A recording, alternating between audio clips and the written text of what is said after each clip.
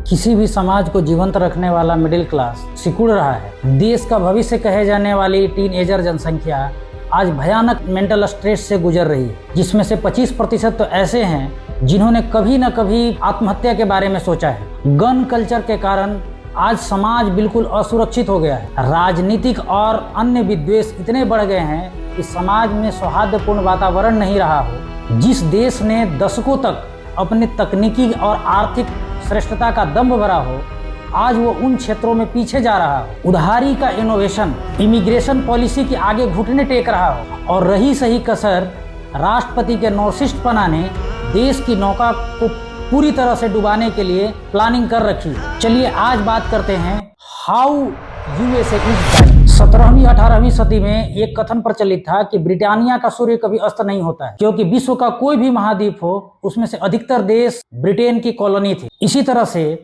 आज दशकों तक विश्व का नेतृत्व करने वाला अमेरिका आज अपने पतन की ओर अग्रसर है। जिस अमेरिका को कभी दम हुआ करता था कि वो इनोवेशन में, टेक्नोलॉजी में विश्व का अग्रणी है, विश्व का लीडर है, आज चीन जैसे देश उसे ना सिर्फ electronics, information technology, defence technology, space technology में कड़ी टक्कर दे रहे हैं। आज चीन की इकोनॉमी अमेरिका के लगभग बराबर है और ये बात अमेरिका बर्दाश्त नहीं कर पा रहा है और यही वो भारत के साथ दोहराना नहीं चाहता। वो नहीं चाहता कि भारत अगला चीन बने और यूएसए के लिए एक नई चुनौती खड़ा करे। जियोपॉलिटिक्स में भी यूएसए का ग्लोबल इंपैक्ट घटा है। यूएसए के नाटो एलाई देश ये समझ चुके हैं कि यूएसए सिर्फ उन्हीं कामों में कदम आगे बढ़ाता है जिसमें उसके अपने हित हो। रसिया का डर ही नाटो एलाई का मूल कॉन्सेप्ट है। नाटो में अधिकतर वही देश हैं जिनको निकट भविष्य में रसिया से खतरा है। लेकिन जब रूस यूक्रेन युद्ध शुरू हुआ और अमेरिका ने जिस तरह से अपनी भूमिका निभाई, उससे यूरोपीय देशों को यह समझ में आ गया है कि संकट की घड़ी में यूएसए हमारा भरोसेमंद एलाई नहीं। बेशक यूएसए ने यूक्रेन का साथ दिया, लेकिन उसने इसे इस तरह से पोर्ट्रे किया कि वो अपनी रिस्पॉन्सिबिलिटी नहीं निभा रहा, बल्कि यूक्रेन पे एहसान कर रहा है। इससे नाटो एलाइज के बीच में ये मैसेज गया कि यूएसए अब रिलायबल पार्टनर नहीं है। बेशक नाटो कंट्रीज के लिए एक मजबूरी है। अमेरिका का दशकों से सबसे बड़ा हथियार रहा है डॉलर। डॉलर डोमिनेंस के कारण उसने ग्लोबल इकोनॉमी को बहुत प्रभावित किया है। लेकिन आज ब्रिक्स जैसे संगठन, ओपेक जैसे संगठन धीरे धीरे डॉलर के जगह अन्य करेंसीज को भी अपना रहे हैं, जिससे अमेरिकी बौखलाहट और अधिक बढ़ गई है। आज जो ट्रंप की टैरिफ नीति है, ये ट्रंप की व्यक्तिगत नीति नहीं है, ये यूएसए की बौखलाहट है। यूएसए अपना पुराना डोमिनेंस चाहता है जो उसका 1960-70 के दशक में हुआ करता है। लेकिन आज के दौर में यूएसए का डोमिनेंस कोई देश मानने को तैयार नहीं है। विश्व के देश ट्रंप के टैरिफ को सीरियसली नहीं ले रहे हैं। इससे उनकी हालत खिसियाई बिल्ली खंबा नोचे जैसी हो गई है। आज हम लोग बात करते हैं कि यूएसए का डिक्लाइन कैसे हो रहा है। आज हम लोग बात करेंगे कि वो कौन से कारक हैं जिसने यूएसए के डिक्लाइन की पटकथा लिख दी। आज जो हम यूएसए का डिक्लाइन देख रहे हैं, इसकी शुरुआत आज से 2 दशक पूर्व हो चुकी। जब 2008 में अमेरिकी बैंकों के कारण ग्लोबल क्राइसिस आया, तो ग्लोबल इकोनॉमी का अमेरिका से भरोसा धीरे धीरे कम होना प्रारंभ। उसी टाइम यूएसएसआर के विखंडन के बाद रूस दोबारा से रिबाउंड होने लग रहा है। वो अपना डिफेंस टेक्नोलॉजी, अपने इकोनॉमी को लगातार मजबूत कर रहा है। उसी टाइम में चीन एक आर्थिक महाशक्ति के रूप में उभर रहा था, जिससे यूएसए को एक और चुनौती मिल रही थी। अब यहाँ यूएसए को सिर्फ रूस से नहीं बल्कि चीन से भी मुकाबला करना था। इसके लिए उसने इंडिया के साथ एलाइज, स्ट्रेटेजिक एलाइज बनाने का फैसला किया। जब 2014 में रूस ने क्रीमिया पे कब्जा किया, तो यूएसए कोई बड़ा स्टैंड नहीं ले पाया। इससे विश्व में यूएसए की नेतागिरी वाली इमेज को गहरा झटका लगा। इससे पहले अफगानिस्तान से अमेरिका की वापसी और तालिबान का दोबारा से सत्ता में आ जाना अमेरिकी इमेज पे एक बड़ा डेंट पहले ही लग चुका था। आज के समय में ये कहा जाने लगा है, अगर किसी युद्ध में यूएसए शामिल हुआ है, इसका मतलब कि उस पक्ष को हार जाना निश्चित है, क्योंकि यूएसए ने अपने युद्ध हारने की एक लंबा रिकॉर्ड बना लिया है। चाहे वो अफगानिस्तान के साथ हो या फिर जब रूस ने जब क्रीमिया पे कब्जा किया, उस समय अमेरिका के द्वारा कुछ नहीं किया जाना, यूक्रेन के तमाम प्रयासों के बाद उसको नाटो में शामिल नहीं किया जाना, इससे अमेरिकी ग्लोबल डोमिनेंस को एक गहरा झटका पहले ही लग चुका है। इसी तरह से जब डोनाल्ड ट्रंप पहली बार राष्ट्रपति बने और अपना कार्यकाल पूरा करने के बाद जब वो चुनाव हार गए तो उन्होंने अपने पद छोड़ने से मना कर दिया। कैपिटल हिल की घटना को लोकतंत्र, अमेरिका के इतिहास में लोकतंत्र के लिए काला धब्बा के रूप में जाना जाता है। उसके बाद भी अमेरिकी जनता ने दोबारा से डोनाल्ड ट्रंप को सत्ता में लाया है। कहने का मतलब है ये यह दर्शाता है कि अमेरिकी राजनीति में वहां की जनता का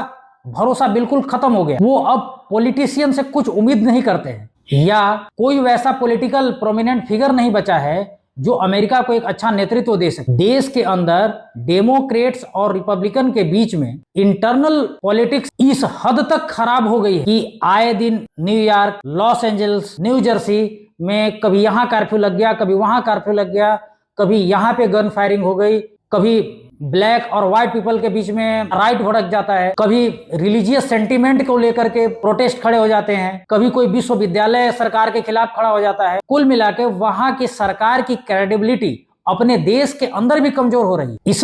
इसने अमेरिकी समाज को कितना प्रभावित किया है, इससे अनुमान लगा सकते हैं कि सिर्फ 2024-25 में 300 से ज्यादा मास पब्लिक फायरिंग की घटना रिपोर्ट की गई। ये एक बहुत बड़ा नंबर है जो बताता है कि गन लॉबी के आगे पॉलिटिकल लीडरशिप बेबस है। और वो आज के डेट में अमेरिका का जो सोसाइटी है या डिस्टर्ब कंट्री के जितना ही असुरक्षित हो गया है। आज अमेरिका में मेंटल हेल्थ की स्थिति बेहद खराब है। वहां लगभग 40% आबादी अपने जीवन के किसी न किसी समय सीरियस मेंटल स्ट्रेस को फेस कर रही है। आज इनकम डिस्पैरिटी इतना ज्यादा बढ़ गया है कि 1% लोगों के पास पूरे 32% आबादी के बराबर पैसा है। वहां का मिडिल क्लास जो देश के विकास में सबसे ज्यादा सहायक होता है, बहुत श्रिंक हो गया है। छोटे व्यवसाय बंद हो रहे हैं और वहां जो मल्टीनेशनल कंपनियां हैं वो विदेशों में निवेश कर रही है। और अमेरिकी सरकार चाहती है कि वो अपने देश में निवेश करे और यहाँ रोजगार पैदा करे। इसीलिए तो डोनाल्ड ट्रंप ने इमिग्रेशन पॉलिसी लाया कि हम अवैध अप्रवासियों को बाहर निकालेंगे, जिससे अमेरिकी को रोजगार मिलेगा और इससे देश में प्रोस्पेरिटी आएगी। लेकिन जो काम अप्रवासी $10 में करते हैं, लेबर लॉज के कारण वही काम एक अमेरिकी सिटीजन $300 में करता है। इससे सप्लाई चेन बहुत बुरी तरीके से प्रभावित हुआ है और महंगाई भी तेजी से बढ़ रही है। इसके साथ ही डोनाल्ड ट्रंप ने विश्व के विभिन्न देशों पर अलग अलग तरीके के टैरिफ अनाउंस किए हैं और दावा किया है कि इससे उनकी जीडीपी में 3% तक का उछाल आ गया है। जबकि IMF, वर्ल्ड बैंक और अदर इकोनॉमिक एक्सपर्ट सलाह दे रहे हैं कि ये लॉन्ग टर्म में अमेरिका को एक बड़े रिसेशन में डाल सकता है। उसकी सप्लाई चेन पूरी तरह प्रभावित हो सकती है। अमेरिका ने चीन को अपना कंपटीटर मानते हुए डोनाल्ड ट्रंप ने एक नई टैरिफ वार चीन के साथ शुरू की। लेकिन आज के दौर में अमेरिका चीन को अनदेखा नहीं कर सकता है, क्योंकि जो भी मैन्युफैक्चरिंग गुड्स है उसके लिए हाईली डिपेंडेबल है अमेरिका चीन पे। उसके जितने भी स्पेस प्रोजेक्ट हो, डिफेंस प्रोजेक्ट हो, ये सब चीन के रेयर अर्थ मिनरल के ऊपर निर्भर है। चीन ने जब रेयर अर्थ मिनरल पे रोक लगाई तो इसका एक व्यापक प्रभाव वहां की अर्थव्यवस्था में देखने को मिला और अंत में डोनाल्ड ट्रंप ने चीन से हार मान ली और जाकर के समझौता किया। आज कई चीनी कंपनियां एस्टेब्लिश्ड अमेरिकी कंपनियों को न सिर्फ तकनीक में बल्कि मार्केट में भी एक स्ट्रॉन्ग कंपटीशन दे रही। जैसे टेस्ला को बाईपास करके BYD ने सबसे ज्यादा EV गाड़ियों को सेल किया। हुआई पे प्रतिबंध लगने के बाद भी हुआई का प्रोडक्शन 40% बढ़ा है। आज चीन अमेरिकी कंपनियों के द्वारा विकसित किए गए इकोसिस्टम पर निर्भर नहीं है, उसने अपना ऑपरेटिंग सिस्टम डिजाइन किया है। डीप सीक ने ओपन AI को किस तरह से डिफीट किया। जो काम ओपन AI बिलियन और ट्रिलियंस ऑफ डॉलर लगा के कर रहे हैं, उस काम को किफायती तरीके से करके डीप सीक ने दिखाया। अब विश्व में अमेरिकी कंपनियों की तकनीकी श्रेष्ठता को चैलेंज मिल रहा है। अमेरिका की टेक्नोलॉजी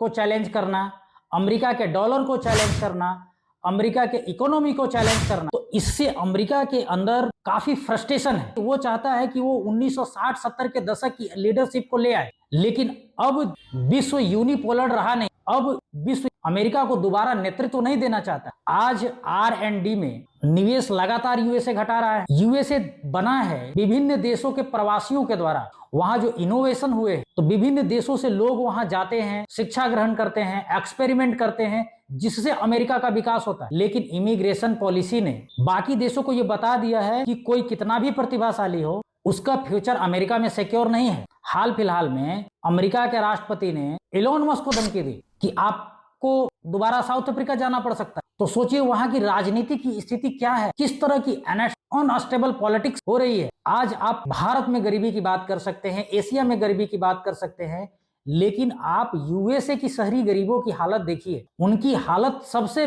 बदतर है। आज लगातार होमलेस यूएसए में बढ़ रहे हैं, जो आपकी न्यूयॉर्क की और न्यू जर्सी और लॉस एंजलिस की गलियों में दिख जाएंगे। उसके बारे में चर्चा बहुत कम होती है। ये जो मीडिया का बायसनेस है, ये ओरिजिनल पिक्चर आने नहीं देता है। लेकिन अब वो समय दूर नहीं है जब यूएसए का सूरज भी धीरे धीरे अपने अस्त की ओर जा रहा है और आने वाला समय एशिया के एक उन्नत भविष्य की ओर देख रहा है। जिस तरह से भारत, चीन ये एक शक्ति के रूप में उभर रहे हैं, आने वाला वैश्विक नेतृत्व अमेरिका से खिसक के अगर एशिया में शिफ्ट हो जाए तो ये अतिशयोक्ति नहीं होगी। आप इस विचार से कितने सहमत हैं, अपनी राय कमेंट कीजिए, और अगर ये चर्चा पसंद आई हो तो वीडियो को लाइक कीजिए और चैनल को सब्सक्राइब कीजिए।